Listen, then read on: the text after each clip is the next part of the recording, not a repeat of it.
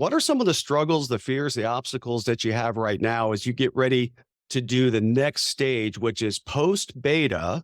And then going, I think you're going to be doing what type of launch, a founding member launch or something like that? Yeah, I'm going to do a founding member launch. I think I'm going to be converting since I've been doing my beta program with a one-on-one coaching, but I'm concerned or nervous about transitioning this to a full-on membership, community. And that's what I want to do just for scaling purposes so I can help more people and maybe bring that cost down. I'll still have some high ticket coaching one-on-one there, but I've been really good at what I've been doing so far. It's the transition and moving over to that community side. Yeah. And I'm not quite sure how to do that. So I'd love some guidance in that. Yeah. Well, the first thing you don't have to do is stop coaching. No one is saying, Jason, you're going to have a membership business. You're going to have a community. You're going to be able to scale and go to the masses here. So stop coaching. Nobody's saying that. Continue to coach as much as you want to coach and feel called to coach, because there's some element in you that I know that you love. I know in your local area, you love walking into some of these brick and mortar businesses and putting your hands on their business and seeing what they're doing. So I don't think that element ever has to leave. Okay. Don't stop what you love. Just add to what you love with this membership or community, right? Eventually, you're going to want to scale back maybe some of the coaching just because of your time and commitments and leverage and day job and things like that.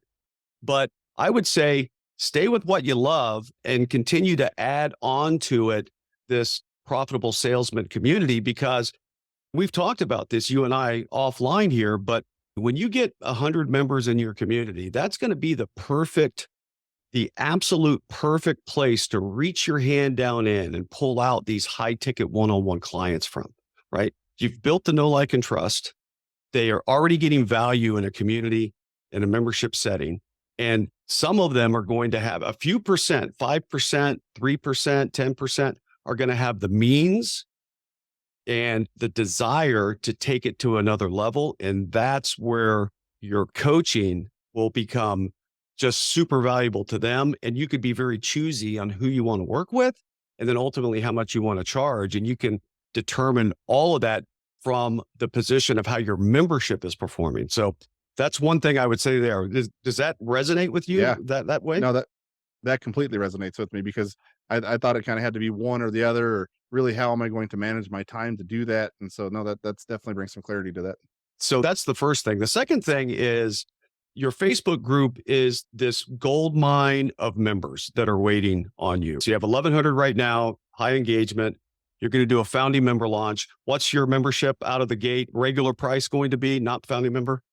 $97. So $97. So $100 a month membership. That's a great price point, by the way. I love $100 because you don't have to stack that many $100 bills to make it really meaningful, right? It's a lot tougher when you're stacking $10 bills or $20 bills, but $100 bills, man, those things add up pretty quickly. And you're going to do a founding member at what type of discount or rate are you going to do a founding member? I'm going to do a founding member launch at 50% off for the life of, they want to keep that, as long as they want to keep that membership at that $50. Yeah, very typical, very, very good. So you're going to end your beta program. You're going to go into a founding member launch. It's $97. You're going to get it for 50% off. They're going to keep that rate, which is typical. That's what you want to do on a founding member launch. They're going to keep that rate as long as they stay an active member. And when you start raising that price back up to 97, that's a great retention tool also, because who wants to leave paying 48 or 48.50 or whatever it is?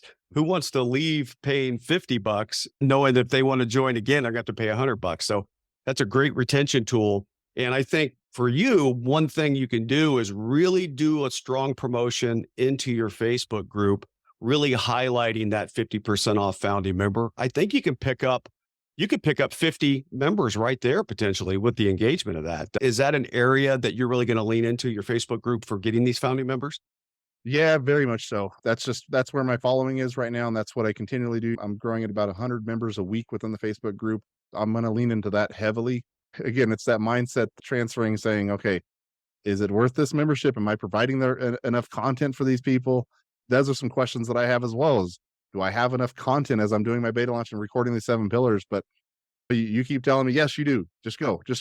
So I'm following it and trying to figure that out. But is there any other content maybe I could provide for them? Content's funny because people think more content is a better thing. More content is more valuable.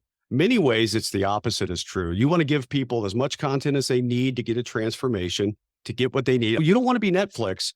You don't want to have the My List in Netflix that is got 8 That's me. years of stuff on it. And I'm that way too, right? It's great to know I have enough stuff to keep me for 8 years, but that's a bit overwhelming as Yeah. well. So your beta group, creating the 7 pillars, is the core content of your membership. So you're going to have the 7 pillars created. That's going to live in your membership.